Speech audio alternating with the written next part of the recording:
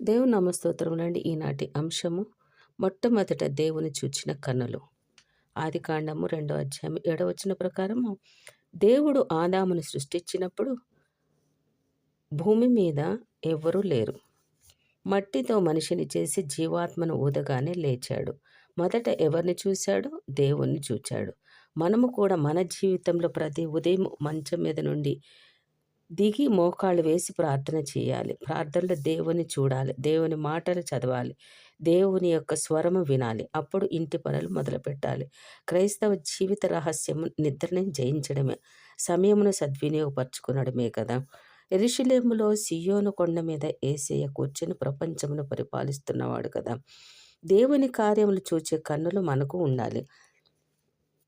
ఆదాము ప్రక్కటెముకను తీసి స్త్రీనిగా చేసి ఆదాము యొద్దకు తీసుకువచ్చాడు దేవుడు. స్త్రీని చూడగానే వెంటనే ఆ స్త్రీ దేవుణ్ణి చూచింది.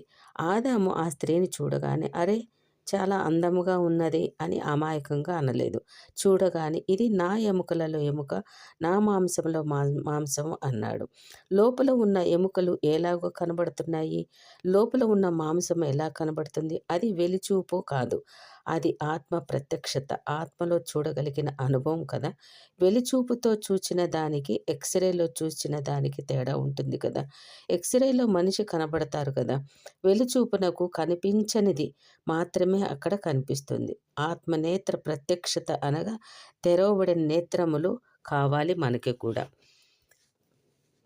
ఇస్సాకు కుమారుడైన యాకోబు నేత్రముల గురించి మాట్లాడుకోవాలంటే, యాకోబు తన కుమారులను చూస్తున్నప్పుడు కళ్ళమును మూసుకొని పరీక్షిస్తే అనేక సంవత్సరముల తర్వాత ఆ కుమారులు ఏ స్థానంలో ఉన్నారో ఇప్పుడు చూచి దేవుణ్ణి గణపరుస్తున్నాడు, వాళ్ళకి బయలుపరుస్తున్నాడు కూడా.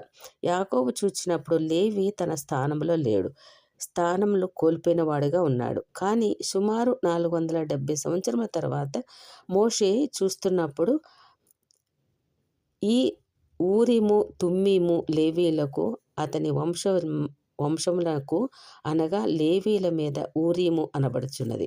లేవి మీద యాజక ధర్మము, యాజక వస్త్రము కనిపిస్తుంది. ఓహో, లేవి వచ్చాడురా, యాజక ధర్మంలో చేర్చబడ్డాడు అని మోషే ప్రకటిస్తున్నాడు.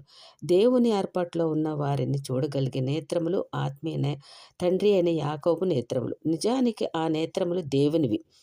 ఆ నేత్రములు విశ్వాసులు ప్రార్థన పరులు పొందుకొని వారి పిల్లల భవిష్యత్తు గురించి దేవుని సన్నిధిలో ప్రార్థనలో వారి ఆశీర్వాదములకే ప్రయాసపడగాలి. అట్టి రీతిగా మనం కూడా యాకోబులాగా మన యొక్క బిడ్డల యొక్క జీవితాలు చూడగలిగి దేవుని చెంత మనం ప్రార్థన చేయగలగాలి. ఆమేన్.